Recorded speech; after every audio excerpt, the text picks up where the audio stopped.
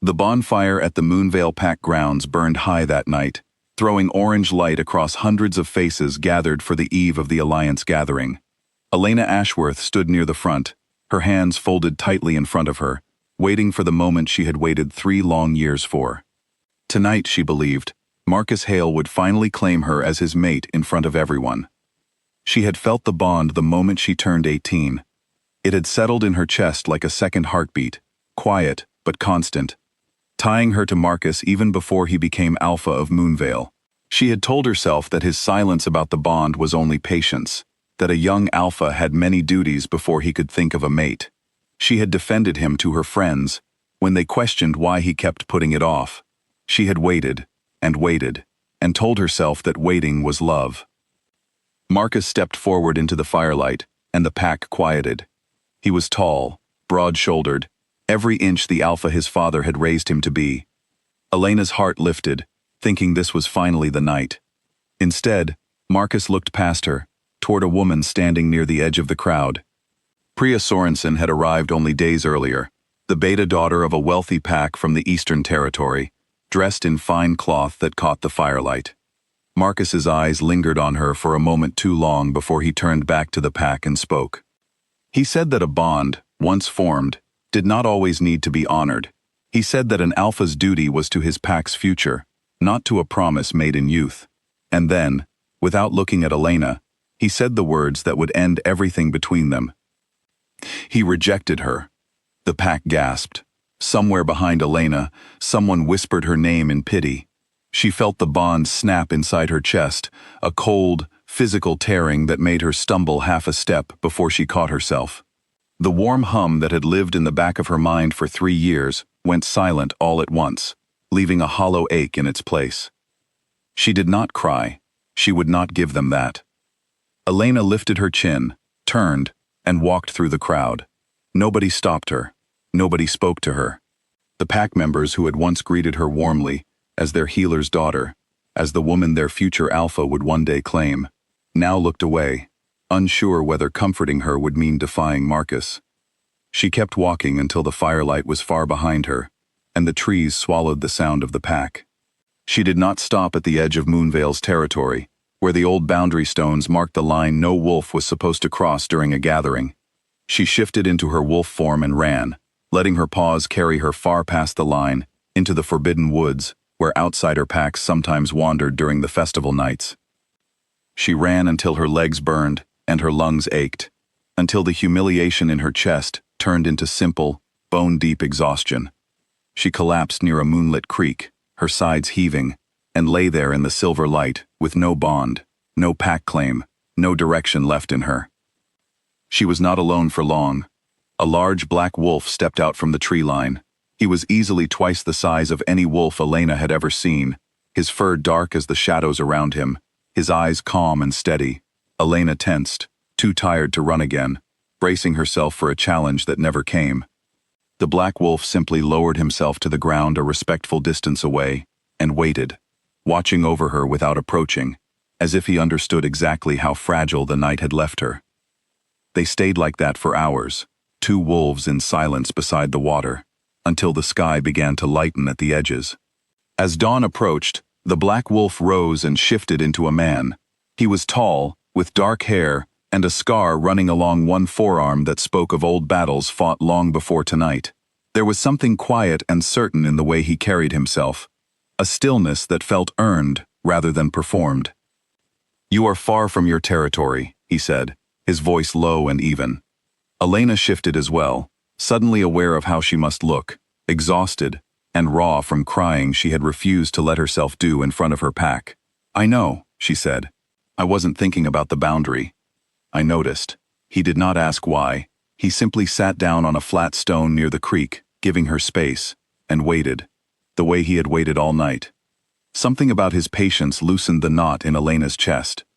She found herself telling him pieces of it without meaning to. The 3 years of waiting, the bond she had trusted, the way Marcus had looked past her at the fire toward a woman with a wealthier name. She told him about the sound of her own bond snapping, a sound only wolves who had lost one could ever understand. He listened without interrupting, without offering easy comfort or hollow promises that things would get better. When she finally fell quiet, he said only, "A pack that lets its alpha humiliate someone that way in front of everyone is a pack with a serious problem. That was not your failure tonight. It was his." "You don't know him," Elena said, though there was no anger in it, only tiredness. "I know enough," the man said. "I watched." Elena blinked. "You were there?" "At the edge of the grounds. I attend these gatherings most years, though rarely in a way anyone notices." He introduced himself simply as Cassian, offering no title, no explanation beyond his name, and for a while that was enough. As the sky turned from gray to gold, Cassian asked her questions that had nothing to do with Marcus. He asked about her work as Moonvale's healer, the herbs she grew, the late nights she spent tending to sick pups and injured hunters. He asked what she loved about it, and Elena found herself talking easily, her voice steadying with every answer, the ache in her chest quieting just a little more each time he asked something that made her remember who she was, outside of a bond that no longer existed. "You talk about your patients like they matter more than you do," Cassian said at one point. "They do," Elena said simply. He studied her for a long moment, something unreadable in his expression, and said nothing more about it. But Elena noticed the way his gaze had changed, gentler now, as though he were seeing something he had not expected to find in the forbidden woods that night. When the sun finally broke over the trees, Cassian rose and offered to walk her back toward the gathering grounds, since she would need to cross the boundary again before anyone noticed her missing. Elena agreed, grateful not to face the walk alone, though a part of her dreaded returning to a pack that had watched her be discarded only hours before. They had barely reached the tree line at the edge of Moonvale's territory when two armed wolves stepped out to meet them, dropping into deep, formal bows the moment they saw Cassian. "Your Majesty," one of them said, "we searched for you most of the night." Elena went very still. She looked at Cassian, at the calm, unassuming man who had sat beside her all night, without ever once mentioning what those two words meant.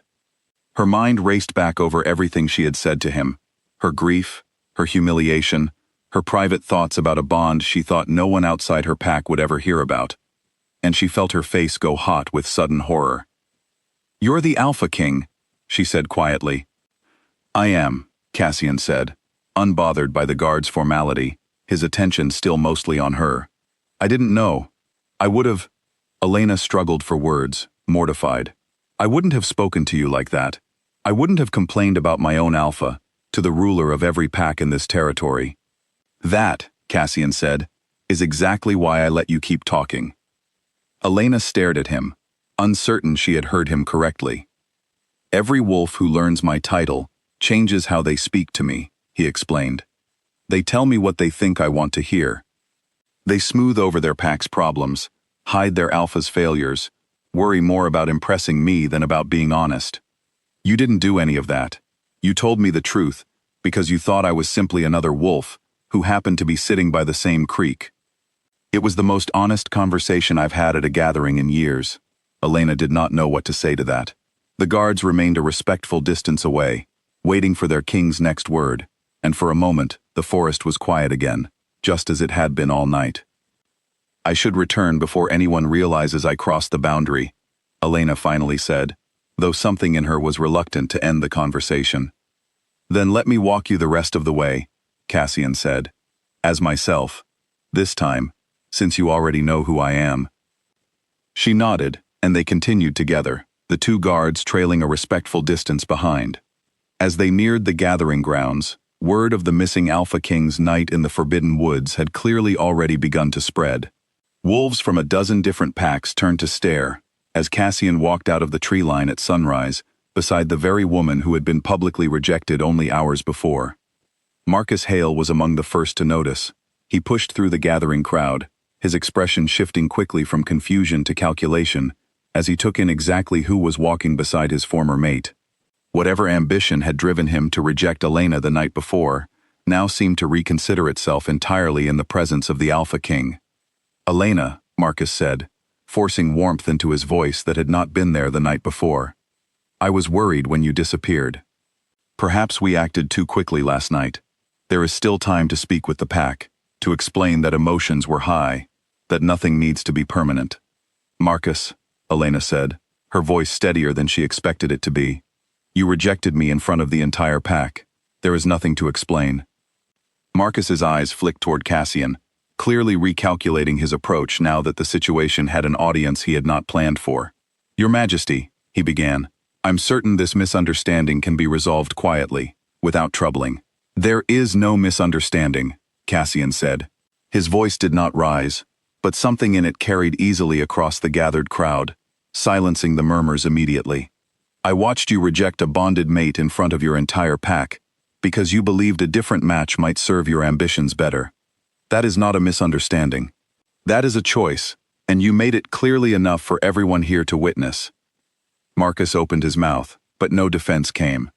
Cassian turned to Elena, and though his voice remained calm, something warmer entered it now, something that felt entirely different from the cold judgment he had just delivered to Marcus. The bond he broke was his to break, Cassian said. That choice belonged to him alone, and I will not undo it, because a bond forced back together after this would only be a shadow of what it once was. But I will not stand by while he decides, now that your worth has become obvious to him, that he can simply reclaim what he threw away.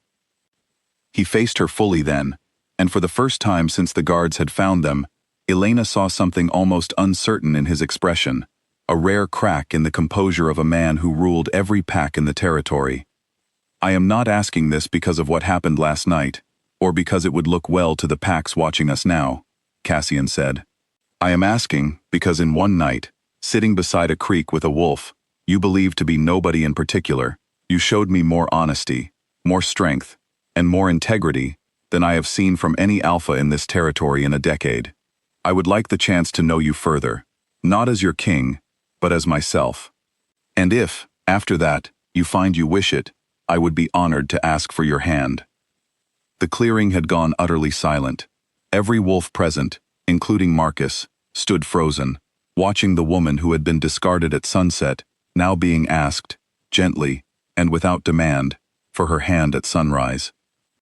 Elena looked at Marcus first, really looked at him, and saw him clearly for perhaps the first time in 3 years. A wolf who had never once asked what she wanted, who had kept her waiting out of convenience, and discarded her the moment convenience changed direction. Then she looked at Cassian, who had asked her nothing all night except honest questions, and who now, with an entire gathering watching, was asking for the one thing Marcus never had, her choice. Yes, Elena said, her voice clear and steady in the morning light. I would like that. A quiet murmur moved through the crowd, not of judgment this time, but of something closer to wonder. Marcus said nothing more. There was nothing left for him to say. As the sun rose fully over the gathering grounds, Elena stood taller than she had the night before, no longer the healer's daughter who had been quietly rejected by her alpha, but a woman who had been seen, truly seen, by someone who asked for nothing more than the chance to know her. The bond that Marcus had severed remained broken, and she did not mourn it any longer. In its place was something new, still unwritten, built not on waiting or convenience, but on a single honest night beside a creek, where a stranger had chosen to listen instead of command. She did not know yet what the coming months would bring, whether the quiet warmth beginning between her and Cassian would grow into something lasting, but for the first time in 3 years, Elena Ashworth felt certain of one thing. Whatever came next would be a choice, hers to make, freely and completely, and that alone was worth more than any bond she had lost.